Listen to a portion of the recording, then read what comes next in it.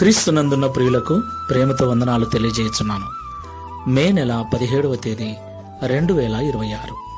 ఈరోజు దేవుడు మనకు చేస్తున్న వాగ్దానం ఏమిటనగా 138వ కీర్తన 6వ చరణం. యెహోవా మహోన్నతుడైనను ఆయన దీనులను లక్ష్యపెట్టును, ఆయన దూరము నుండి గర్విష్ఠులను బాగుగా ఎరుగును. ఆమెన్. నా ప్రియమైన సహోదరి సహోదరులారా, ఈ లోకంలో ఒక సాధారణ వ్యక్తి యొక్క మాట ముఖ్యమంత్రి వింటాడా? ప్రధానమంత్రి లక్ష్యం చేస్తాడా? ఒక దరిద్రుడు, ఎందుకు పనికిరాని ఒక వ్యక్తి మాటలను ఆయన పట్టించుకుంటాడా? వాణి యందు ప్రధానమంత్రి అయినా ముఖ్యమంత్రి అయినా లక్ష్యముంచుతాడా? ఎట్టి పరిస్థితుల్లో వాణ్ణి పట్టించుకోడు కదా.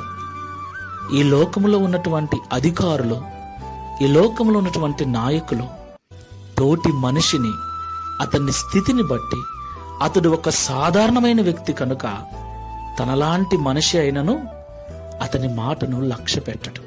తనకంటే దీనుడు, తనకంటే తక్కువ, తనకంటే హీనమైనటువంటి స్థితిలో ఉన్నాడు గనుక వానిని లక్ష్య పెట్టడు. పోనీ ముఖ్యమంత్రి అయినను ప్రధానమంత్రినైనను కలవాలి అంటే ఎన్నో రకాల నియమాలు, నిబంధనలు. అయితే సర్వశక్తి గల దేవుడు, మహోన్నతుడైన దేవుడు, అత్యున్నతమైన సింహాసనమందు ఆసీనుడై ఉన్న దేవుడు, సర్వ సృష్టిని నోటి మాట చేత కలగజేసిన దేవదేవుడు అంటున్నాడు, నేను మహోన్నతుడనైనను నీవు దీనుడవై నిన్ను నువ్వు తగ్గించుకొని ప్రేమ కలిగి జీవించినట్లయితే నీ యందు నేను లక్ష్యం ఉంచుతాను అంటున్నాడు.